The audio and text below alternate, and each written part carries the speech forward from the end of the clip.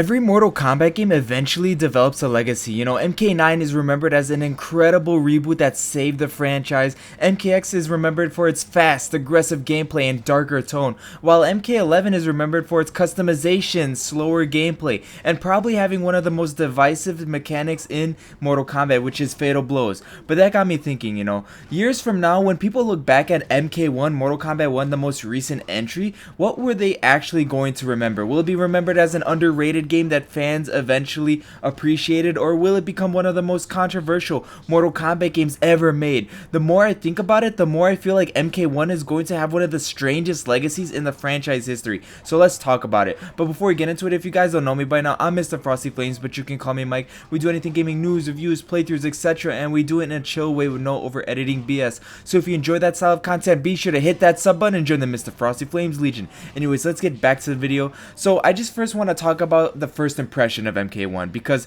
the first thing that usually defines a game's legacy is its launch, to be honest. And honestly, MK1 had a very strange launch. The excitement was unbelievable. I remember seeing the brand new trailers with the new timeline and seeing all these 3D era characters coming back. It was genuinely exciting, especially the cameo system. You had a new timeline, you had Fire God Liu Kang's timeline, you had classic characters returning, the 3D era finally getting some love. Everything looked like NRS had a clear vision.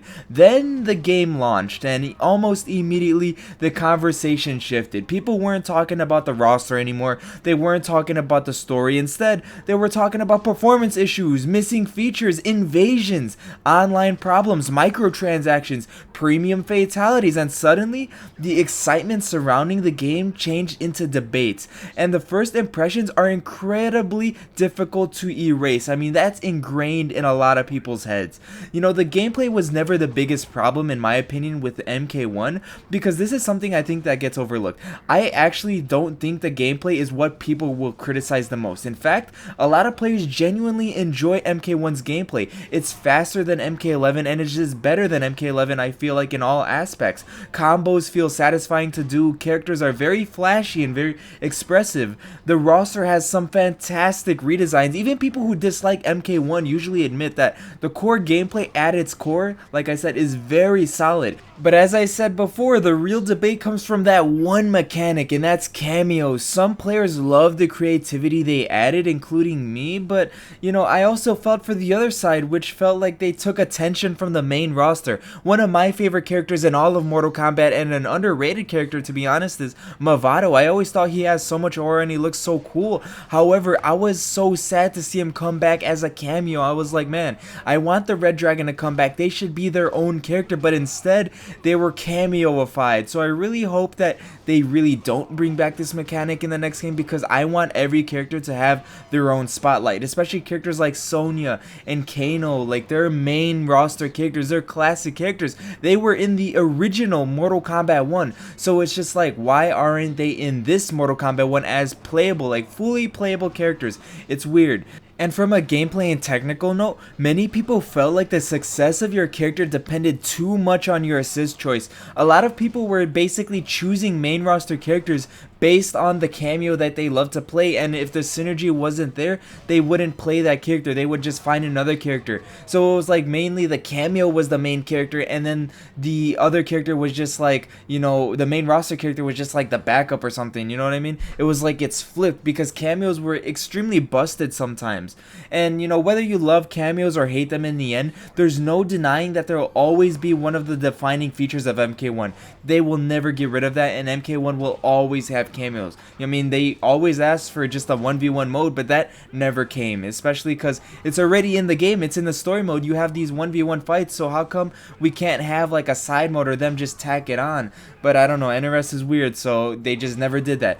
The other game mode, Invasions, it never became what people hoped. When there's Invasions, when it was announced, people thought it was going to become the next great single player mode, including me. I thought it would build on like Conquest, a tabletop RPG that was cool. You get to explore different realms as the character of your choice, something like Conquest. Or maybe they could create a new tradition for Mortal Kombat. Instead, the reception became incredibly mixed, in fact mostly negative, I I'd say. Some players enjoyed collecting cosmetics, but many others found it repetitive, grinding the same fights, constant modifiers, limited variety. Instead of becoming one of MK1's biggest strengths, invasions become one of the most criticized features, and unfortunately, that's probably how history will remember it, as just being the most mid and boring game mode that MK has ever produced.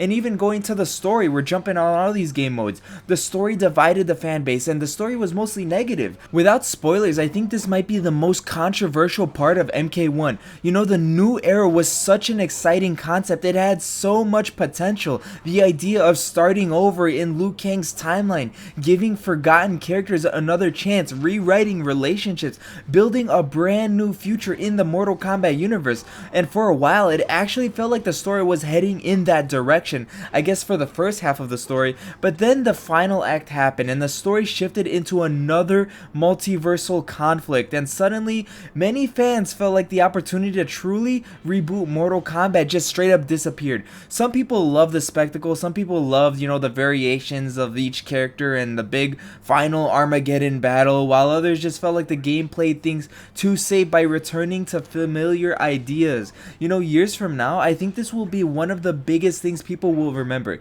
Not because everyone hated it, but because it divided the community. And then the DLC Chaos Reigns came out, and that was more mid-story for a heavy price. I mean, it was fun exploring Havoc and all these variations of the characters and exploring the Chaos Realm, but really the story was mid. It just felt like a tacked on invasion season that was cinematic. I didn't like it. And one thing I noticed about almost every game is that the negatives usually become the first thing people remember. When someone mentions MK1, many people immediately think, okay, fatal blows, breakaways, the rolls, the slow gameplay. When people think of MKX, they think of like the run mechanic, crazy offense, 50-50s. MK1 already seems to have that defining reputation, you know, with cameos, invasions, microtransactions, the story ending, and that's what dominates most conversations. And whether that's fair or not, those discussions become a part of the game's legacy. And at the same time, you know, MK1, to be fair, did a lot right, because I don't want this video to ignore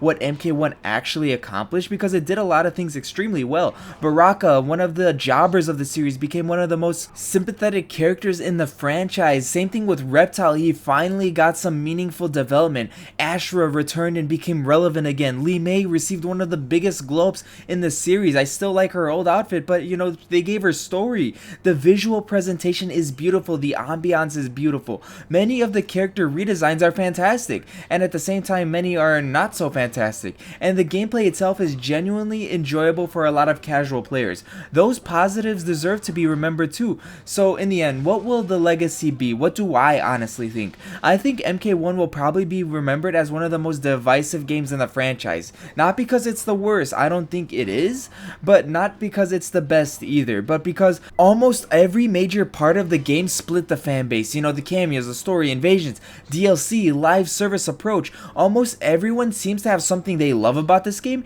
and something they very strongly dislike. So I don't think MK1 will become the forgotten Mortal Kombat game. I think it'll become the Mortal Kombat game people argue about the most in the end. And in my personal opinion, I really just didn't like MK1. That's why I'm not even playing it for the gameplay for you guys right now. I have a different game on the screen right now because I can't even get myself to re-download that 130 gigabyte file or something just to play this game for the video, man. I'd rather play a more fun MK game and something I think is visually just, you know, nostalgic, something like the 3D era.